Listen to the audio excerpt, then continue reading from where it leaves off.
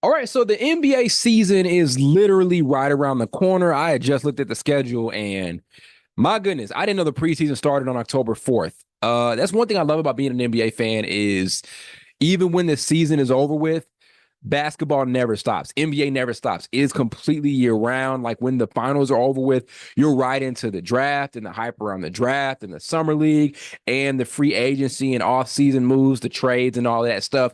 Then there's like that dead period where like a month or so, about a month and a half, there's nothing going on. That was where we were at a couple of weeks ago. Then we are right back into media day, preseason, all of those things, and boom, the regular season gets started. That's why I love the NBA because right when it's over with, it's right back into the action. And I'm really excited about a number of things. One thing I'm very excited about this coming season are who are those new guys that are going to enter those all NBA and all-star conversations? Like every couple of years, there's like a new slew of players that enter that territory. So best example, Shea Gilgeous-Alexander, right? He goes and bridges that gap between being a really good young player to being one of the best players in the entire league and a consistent all-NBA and all-star level performer. So who are those new guys that are going to enter that territory and that conversation this season?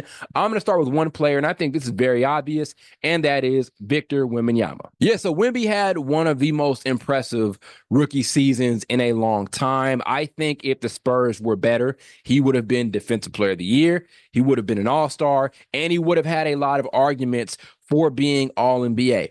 All in his rookie season, he was that good from an individual standpoint. But as we know, it's tough to enter those conversations if your team is not all that great. I'm not mad at the Spurs being bad because you don't get a player like Victor Wembanyama with the first overall pick if you are a good team. So there's a reason as to why they're tanking, and I understand why they'd continue to want to kind of stay below the line of being a great team so they can continue to stockpile on really good young assets. They just got Stephon Castle. So I get it. I get where they're at as a franchise. But Wemby was that good from an individual standpoint last season. They made a lot of really good offseason additions, especially with getting Chris Paul. So now they get a really good, confident playmaker to pair with Wemby, which was a major struggle at times last season. They were experimenting with a number of different guys kind of at that point guard position. I did like when they put him on the floor with Trey Jones, but that guy isn't Chris Paul. Chris Paul is simply one of the best playmakers the game has ever seen.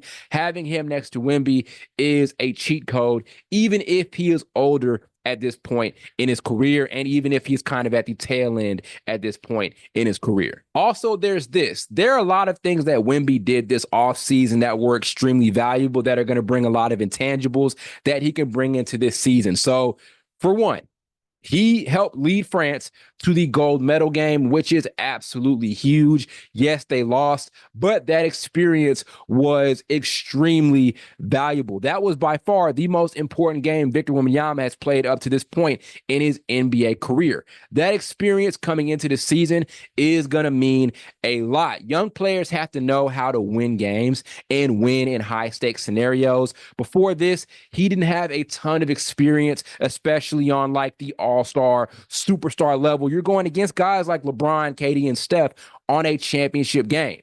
Imagine you bringing that experience into this coming season. It's going to mean a lot here for the Spurs.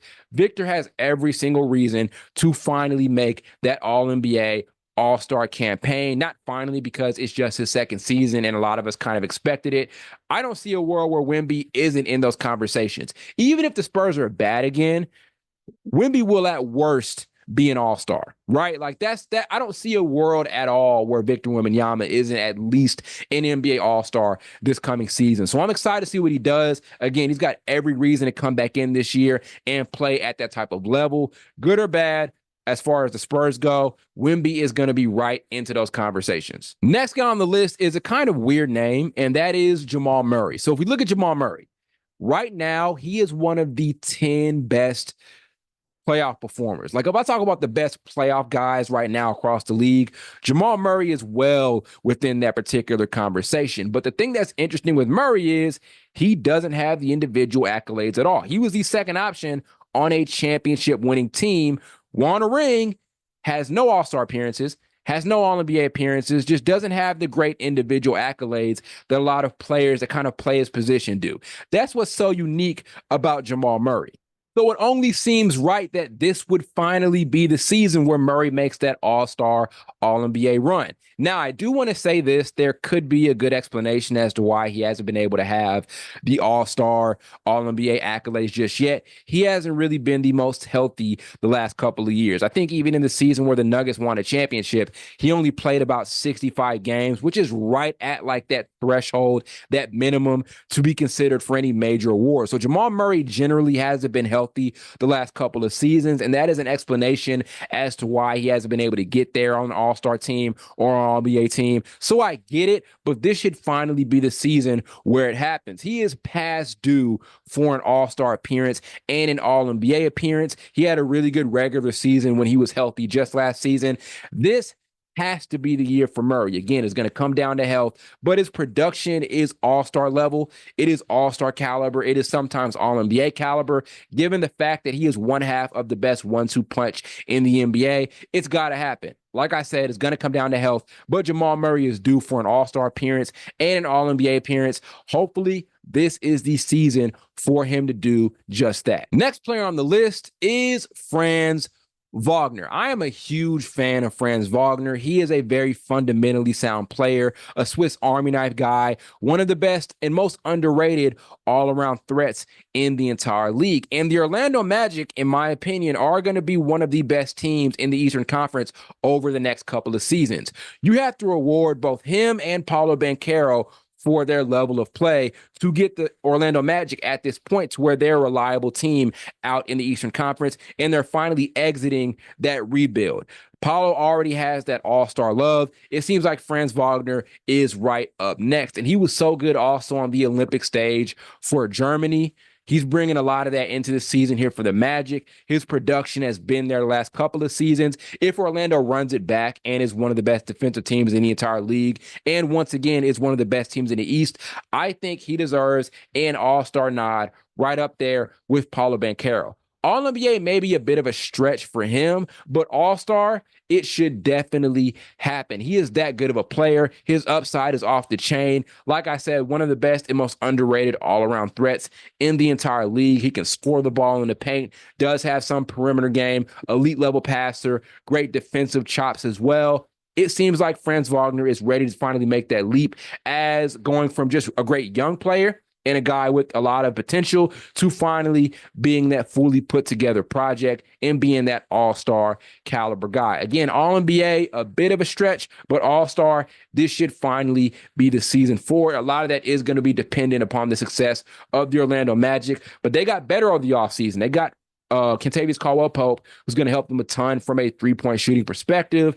They're going to be a much better team than what they were last year, and last year they were really, really good. So if that happens, they should be sending at least two guys to the All-Star game, and Franz Wagner should be that second guy next to Paolo Banchero. Last guy I'm going to name here on this list is Alperen Sengun. So I'm going to be honest, I was surprised at his production last season. Ime Udoka ran a lot of offense through him, and he delivered. His numbers were so impressive. They were all-star caliber. The Rockets are on the up and up. I think this year they're going to finally break through and be a play-in tournament team and maybe a playoff team. Like, look at the way they ended last season.